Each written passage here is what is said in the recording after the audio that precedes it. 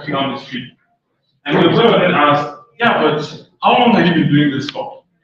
And the man cutting the tree said, I don't know, like several months. And then the observer said, yeah, but you don't seem to be making much progress. And the man cutting the tree, and said, the reason I'm not making much progress is because, look, my saw is blunt. Now, you all know a saw is normally meant to be straight, but this one was blunt. And so the observer then thought to himself, and then he asked, why don't you just go and sharpen the saw? And the man cutting the tree, at this point, he was even angry. And so he threw the saw down and he said, Ross, I don't have time for that. Can't you see I'm too busy cutting down this tree? This story is a metaphor for how so many of us live and work. We're all so busy trying to cut down the tree, responding to emails, meeting deadlines, chasing goals, prioritizing the needs of other people, that we don't have time to sharpen our saw. And what is our saw? Our mental health. Let me even ask you, because this is what ends up happening over the long run. We end up feeling overwhelmed, burnt out, or even to some extent, we lose our sense of purpose. How many people here, raise your hand, you can relate to this, feel either overwhelmed, burnt out, or lost to some extent? Don't worry, your boss isn't here to come after you. Just raise your hand if you can relate to that. Okay, thank you so much for your honesty. You can put your hands down. How many people here, at the end of the day, you feel drained instead of fulfilled for how the day went? You feel drained, like, man, I could have done so much better. Just raise your hand if you can relate. All right, thank you. You can put your hands down. How many people here, because this is one I'm sure people can relate to, how many people here feel so busy they don't get time to do the things that you really want to do? Okay. See a lot of hands. Even 2 hands I can bring up over there. All right. And the final question. Are you together, everyone? How many people here feel like their life lacks a sense of purpose and direction? You feel like your life is lacking meaning to some extent. All right. Thank you so much, everyone, for your honesty. I really, really appreciate that. So many of us are so busy trying to cut down our own trees. We're trying to meet these goals, trying to meet these deadlines, that we don't prioritize our mental well-being. And what do you think happens to us over the long run? We end up drained, unfulfilled, and to some extent, even miserable. Many of us just want to keep on grinding, keep on working hard, keep on pushing forward, but then we're overwhelmed. At the same time, we're disconnected from ourselves. We think we're making progress, but the reality is we're actually not. Instead, we're drowning ourselves into a situation that will be very, very hard to get out of. And if we keep this up, we might even fall into a state of depression. I'm quite going further. Let me just introduce myself for those that are new here. My name is Nurain, and I like to call myself a mentor, content creator, and media strategist that helps people fulfill their potential. Today I want to share 3 simple strategies to help you all sharpen your whistle, help you sharpen your mental state, and prioritize your mental well-being in the digital workforce. Now let me start with the first one. I really hope people are taking notes or recording or however you plan to, jot these down so that you can apply them as soon as possible. Let me start with the first one. And the first point is stop looking at your neighbor's garden. Stop looking at your neighbor's garden. What does that mean? Let me share another story. Stop looking at your neighbor's garden. Let me share another story. So one day, a crow, I'm sure we all know what a crow is. That black bird that we see in scary movies. I remember someone said, I was reading this story a few weeks ago, and someone said it's that bird that brings bad luck. I don't know if it brings bad luck, but that black bird. So one day, a crow set out on a journey to explore the world and to learn about life. While this crow was flying, it suddenly got thirsty. And so it saw a sparkling clean lake nearby to go and drink from. And just before the crow drank from the lake, it saw one black, ugly animal inside this lake. Like the animal was so ugly that the crow could not help but laugh at this animal. Like it was like, man, this animal is so ugly, just like laughing. And while it was laughing, it noticed that the animal was laughing as well. And so the crow stopped. The animal also stopped. And what's going on here? Before it tilted its head to the left, animal did the same thing. It tilted its head to the right. animal did the exact same thing. The crow looking at, and that was when it clicked. The crow finally realized what it was looking at. It was not another animal. It was its own reflection. The moment it saw that, it just shouted, "Hey! Mama, that's you!" And the crow suddenly felt dissatisfied and superior. And then it heard a voice in the lake, someone saying, "Who is disturbing the peace and quiet of my lake?" And then the crow looked up and it saw a white, beautiful swan. I'm sure we all know what a swan is like, a huge duck. This was a white, perfect looking swan. And the crow was like, "Wow, that's a beautiful bird." So the crow flew over to the swan and he said, "Mr. Swan, you have to be the happiest bird alive. I mean, look at your white, beautiful feathers and your long, elegant neck. Wow." And then the swan looked at him and said, "Bros, have you seen a parrot before? This thing has multicolored feathers, not just one color on its feathers. Nah, that's definitely the happiest bird alive. I mean, all the colors on the rainbow are on this bird's feathers. You can even find one there in the forest." And so the crow went in search for the parrot. Not far from the lake, it found one. And then it said, "Mr. Parrot, you have to be the happiest bird alive. Like, I can't even count the number of colors on your feathers. Magnificent." And then the parrot looked at him and said, "Bros, have you seen a peacock before?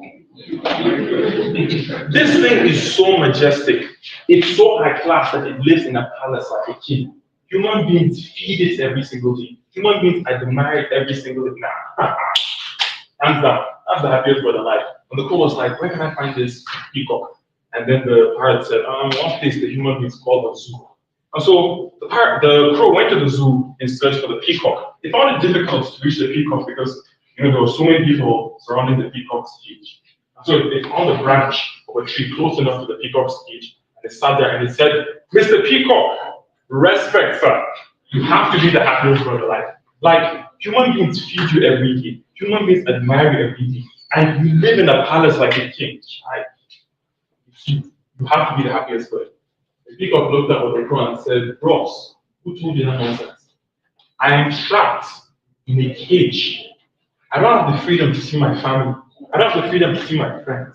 I can't explore the world. They feed me the same nonsense every single day. And somehow you think I'm the happiest bird alive? But then, Mr. Crow, you can do all of that.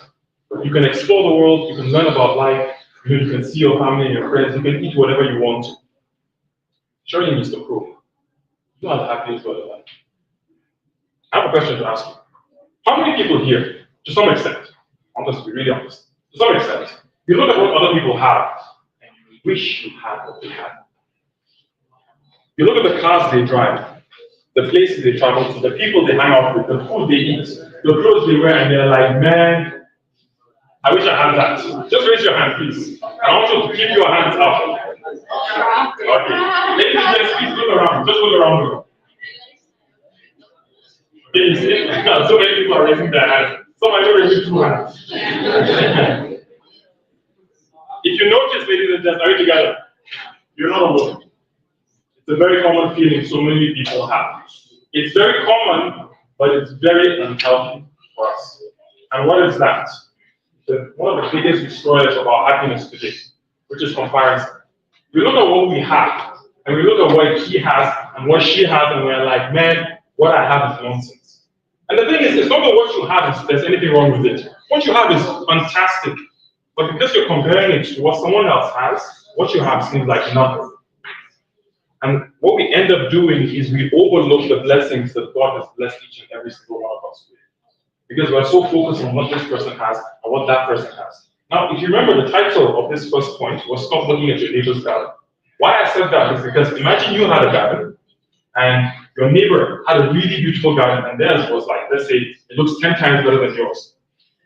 No matter how much you look at your garden will not improve.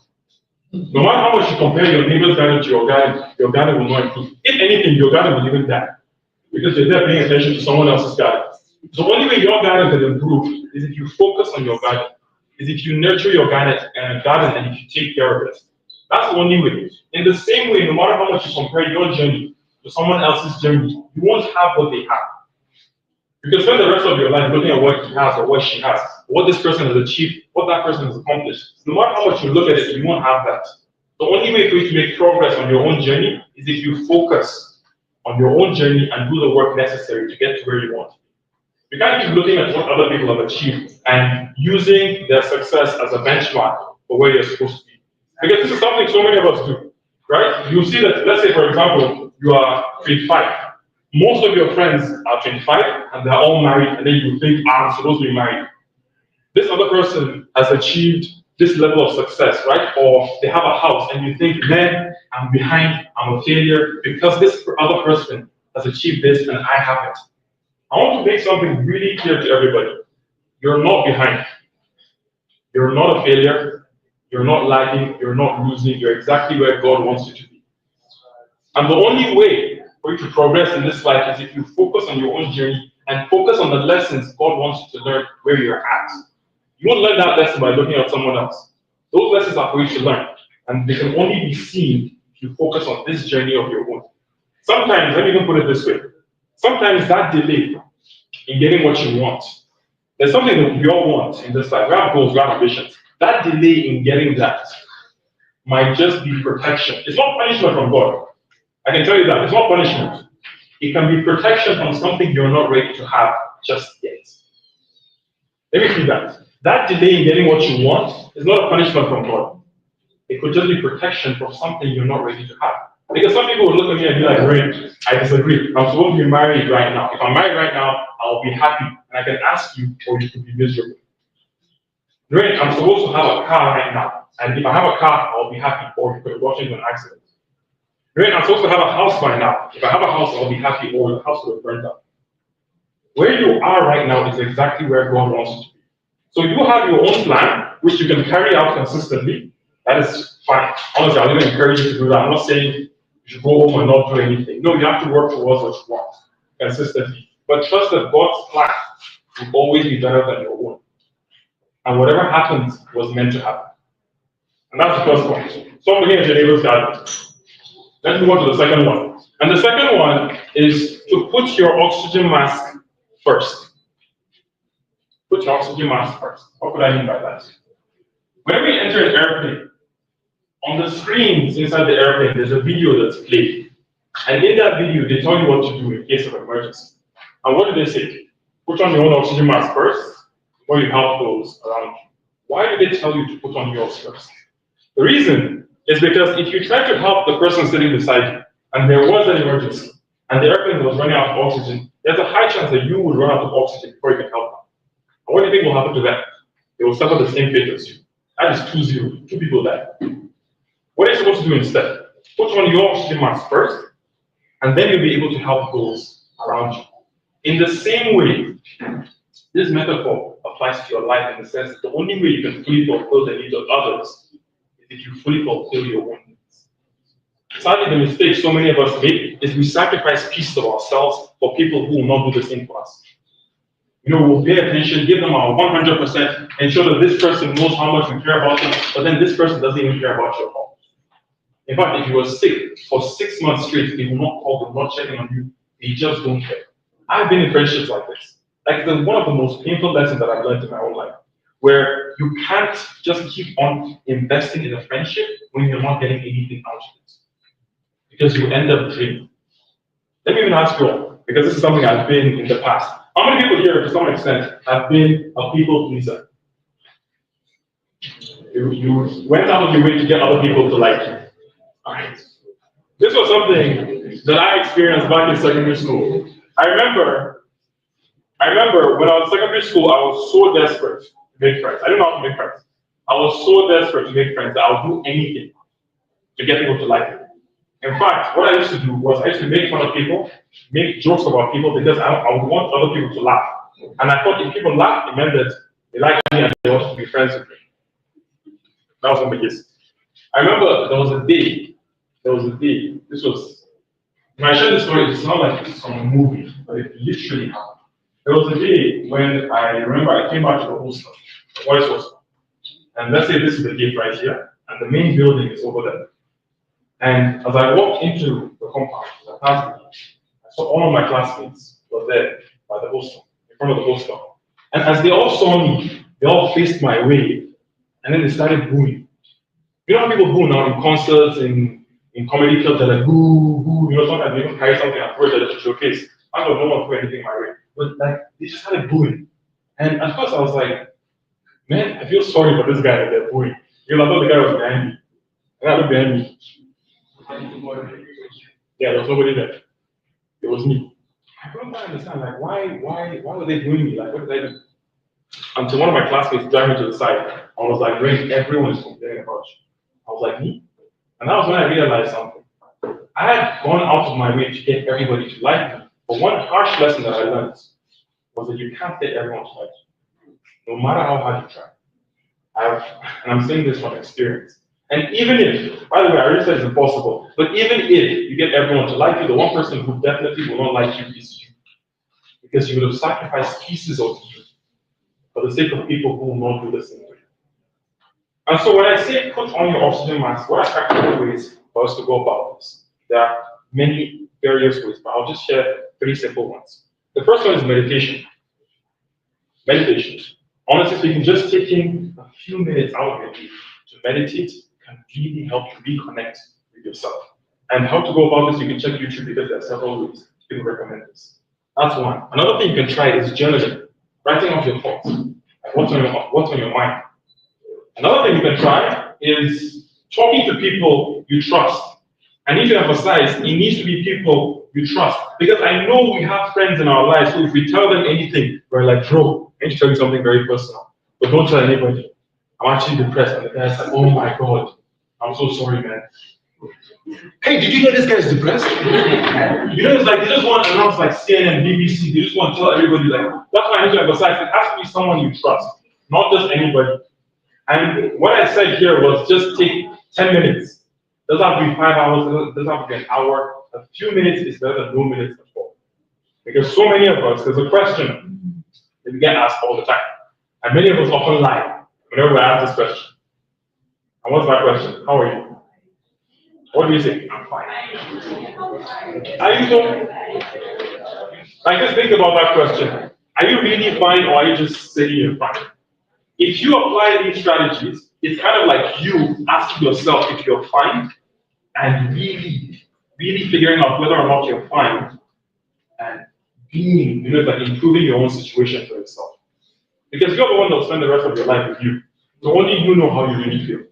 I might ask you, how are you doing? And you're like, I'm fine. But then, it's like many of us, we just put a smile on our face when in reality we are hurting big time inside. That's the second point. Put on your oxygen mask first. Prioritize your needs. Then the third point, the final strategy. Stop lying to yourself. I already had I've not even explained, but people already know that they might be guilty of this. I have one final story to share with you. So there was once a father and his son who were walking in the zoo. This was their first time in the zoo. And as they were walking, they came across many animals in many cages. They saw peacocks in the cage, they saw antelopes, zebras, giraffes, so many different animals. Then they came to the section of the elephant. But there seemed to be a problem. The elephant was not in a cage. It was not even held back by big chains or anything like that. No, it was just one small rope tied to one of the elephant's legs. And when I say small rope, I mean if the elephant took a few steps forward, it would be free. The moment the father saw that, he grabbed his son and started to run for the exit. He just kept on running and running and running. But just before he left, he saw one of the zookeepers and he was like, there's no way I'm leaving this zoo without blasting this guy for that madness. So he came back and he was like, bros, that guy's mad. You put zebras, antelopes, giraffes, tigers, all these other animals inside cages. You won't put that large elephant? What if the elephant attacks me? And the zookeeper was like, sir, the elephant will not attack you. The father was like, what do you mean the elephant will not attack you? And the zookeeper continued. So when we first brought the elephant to the zoo, it was much smaller. And back then, that rope was strong enough to hold the elephant back from escape. So every time the elephant tried to escape, he couldn't. But what ended up happening was as the elephant grew older, it became conditioned to believe that that same rope that held it back would hold it back from escaping even today. So the father now, he was a bit relaxed. He was like, so what you're saying is that it's not that the elephant can't escape, it can. But the reason it's not trying to is because of something that happened in the past. And the zookeeper said, that's exactly what I'm saying. I want you all to think about yourself. And think about all those stories, just like the elephants that you're telling yourself, that's holding you back from moving forward. Because something so many of us do is we say we want this, like this level of success, but we are by ourselves come up with all the reasons as to why we cannot achieve it. Like we'll say, I want to start a YouTube channel, but I can't because I'm not smart enough. I want to start a business, but I can't because I don't have time. I want to do this, but then we come up with all these lies, as I like to call them, as to why we cannot achieve it. And one of the biggest lies ever told is actually the one in the first story I shared with you. The guy that was cutting out the tree. He said this lie. I'm not sure if you all noticed it. I don't have time. That's something we like to say. I don't have time. I want to start a YouTube channel, but I don't have time. I want to start a business, I don't have time. I want to start a podcast, I don't have time. It's not that you don't have time, it's that thing is more important to you. Let me even test this theory with you all. Now, let me give you all an example. I need to emphasize this is just an example. Alright? So let's say the love of your life, the person you've always wanted to marry, right? Is it, I'm sure we all have lines for this, like the peanut butter in my peanut butter jelly sandwich, the chicken in my chicken shawarma, etc. So does anyone have anyone to add? Someone said something, what? The mustard on my hot dog, yeah, something like that. You know this person, and even if you're married, let's say you're not yet married to this person and they're the ones in this context. Now let me give you all this scenario. Let's say that this person that you're madly in love with, that you would love to get married to, would be at Jabi Lake Mall tomorrow at 5 p.m. But they'll only be there for 10 minutes. After 10 minutes, they're gone and you'll never see them again. And these people are also interested in getting married to you. Who here will have time to go and see them? Who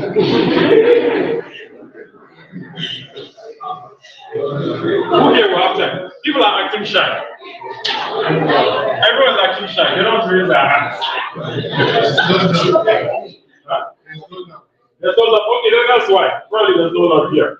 But in the sense that, let me just put it this way, in the sense that whatever it is that you want in this life, right? It doesn't have to be love, maybe because people don't really get love.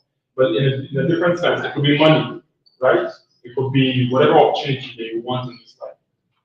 Let's say that this thing was going to be there, but only for a limited time. Most of us in this room, or let me say everyone in this room, would capitalize on that opportunity because that thing is important to us. Now, my question to everyone to reflect on is, isn't your mental health also important?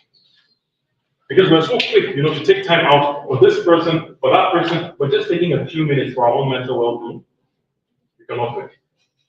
Taking care of your mental health, ladies and gentlemen, it's not a selfish act. If anything, it's a necessary act in order to live a full life. You can't live a full life if you're not taking care of yourself. Because people cannot take care of you the way you can take care of you. Now let's recap the 3 points. What was the first one? Stop looking at your neighbor's garden, which means stop comparing yourself to other people. Instead, a better use of your time is to compare yourself to who you used to be. That's one. Number 2. First, which means prioritize your own needs first. And then the final one. Stop lying. Stop lying to yourself. Thank you so much. Put your hands together for us.